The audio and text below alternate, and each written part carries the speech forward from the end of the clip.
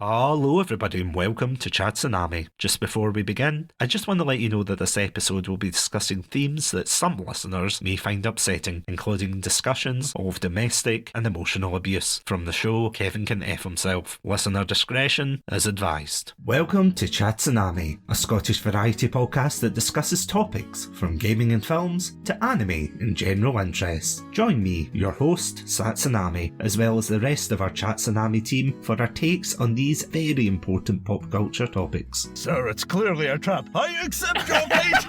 That happens 3 times in the film. Like, every time that general goes, don't do this one thing, he goes, do you know what I'm gonna do? That's the exact He does as well. She had the pointy teeth. What was that about? She looked like Bilbo when he wants the ring back.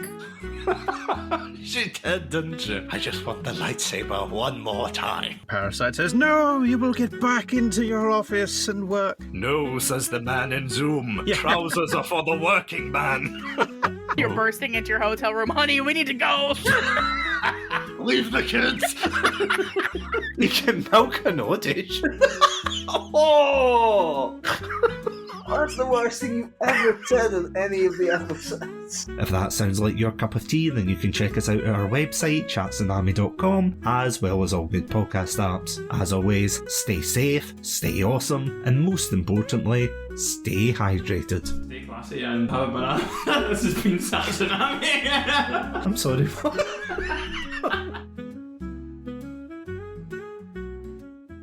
In 2015, I remember going to the cinema with a friend of mine to see the martial art film Ip Man 3. And while I'd certainly need to rewatch it to remember the finer details, one scene that stuck in my mind was when the character of Ip Man, played by Donnie Yen, is forced to fight a corrupt property developer called Frank, played by Mike Tyson. Yes, that Mike Tyson. Throughout the film, I remember the two characters conversing, with some questionable Cantonese from Tyson, but as soon as he proudly challenges him to a fight, the two go at one another, with Tyson's fists literally shattering windows and anything that gets in his way, forcing Yen to go in the defensive. Now, if I had seen that on my own, I would have most likely forgotten it as another decently choreographed action scene in an otherwise alright film. But to my surprise, many of the students who had turned up to watch this in celebration of the Chinese/Lunar New Year were actively laughing at it. This led to my friend and I coining a term that to this day we still jokingly use, that being the Tyson effect. Something that appears goofy from the perspective of an onlooker, but should you be in that situation yourself, it would be terrifying. And somehow, that experience gave me a lot to think about in relation to perspective, and how we only get a snippet of the world around us, from an interaction with the cashier at the supermarket to that one person you accidentally bump into on the street. These moments may colour our views for a brief moment, but they don't exactly paint a complete picture of what's going on in people's lives. Social media is a prime example of this, a place where our greatest moments are curated for the world to see. After all, who would want to follow someone when they talk about something that may be considered sad or pitiful? Not only that, but the one thing that unites these profiles is the concept of a main character, a focal point for an audience to cheer on no matter how dubious they may be behind the scenes. And while I wish I could say this is a fairly new phenomenon, one very popular example of this is shown through the medium of sitcoms. Characters created in an idyllic world to be as silly as they like, all for the sake of entertainment. From Friends to Seinfeld, each person is created to serve as an archetype that will no doubt create chaos within a controlled and sometimes sterile environment. To be honest, there aren't really many recent sitcoms I can remember off the top of my head that I would actively seek out to watch, as a lot of them seem to either capture the same glory of the ones before them, or try to deconstruct the genre as a whole. Which brings me on to our topic of today's episode, Kevin can F himself. And to any of the Kevins out there listening, I apologise, but that is genuinely the title of the show. To be honest, despite it coming out in 2021, arguably one of the best times considering everyone was trapped in their homes due to the lockdowns, it completely skipped me by. It wasn't until recently that I was scrolling through YouTube where a creator by the name of T1J started talking about some show that was half sitcom and half drama, but with a dark twist. Initially, I didn't think much of it to begin with. From the multi-camera shots to the flat lighting, it looked like any other sitcom I'd seen from America, but it wasn't until the episode took a somewhat jarring turn that I immediately paused the video and sought out the series to watch myself. So what is Kevin Can F Himself? Created by Valerie Armstrong and aired on AMC, the show centres around the crumbling life of Alison McRoberts, played by Annie Murphy. The source of said tension arises from her marriage to husband Kevin, played by Eric Peterson, who exhibits stereotypical traits of a lazy and irresponsible partner, which has been seen in countless other sitcoms. During the show, the camera switches between Kevin's perspective, that is shot as a multi-camera sitcom, while Alison's life is filmed in a single camera setup, akin to a regular TV drama. In turn, the show tackles the stereotypes set out by these sitcoms, but not so much in a way that is nothing more than a deconstruction of the genre. Instead, it decides to explore this by telling the story of how Alison is trapped in this cyclical relationship of people-pleasing until she's pushed to her limit. This, of course, is done great by focusing on one particular trope that we've seen before countless times. The trope I'm referring to, of course, mainly centres around a bumbling man-child whose impulsiveness leads the cast into a series of wacky hijinks at the expense of the characters around him. In real life, this would lead to the person becoming ostracised from civil society, but add some flat lighting, a canned laughter track, and a few cameras, and suddenly things don't seem so egregious. Who cares if someone gets hit over the head or loses all their money? At the end of the day, it's just comedy, right? Before I go on, I should note that while it's not a direct parody, Kevin Can F Himself was inspired by another show aired around 2016 called Kevin Can Wait, starring Kevin James. The show at the time received criticism for both poor writing and eventually killing off his character's wife, played by Erin Hayes, between seasons, which is something that we'll touch on later. Nevertheless, it provided a proverbial springboard for the creative team to launch from when creating this show. Now, I'll admit, when I heard the premise of this show, I really didn't have high hopes. While the concept was interesting, the idea of a sitcom wife becoming self-aware and deciding to kill off her loutish husband was something that could have been so superficial. Heck, if you look at the promotional material, you could easily make this assumption yourself. But once I sat down and binged the first season, I knew that they had made something incredible. But what makes Kevin Can F Himself so memorable? How well does it critique these gender roles in sitcoms? And does it have a satisfying conclusion? Well, get your canned laughter and living room set ready as we dive into the world of how Kevin can...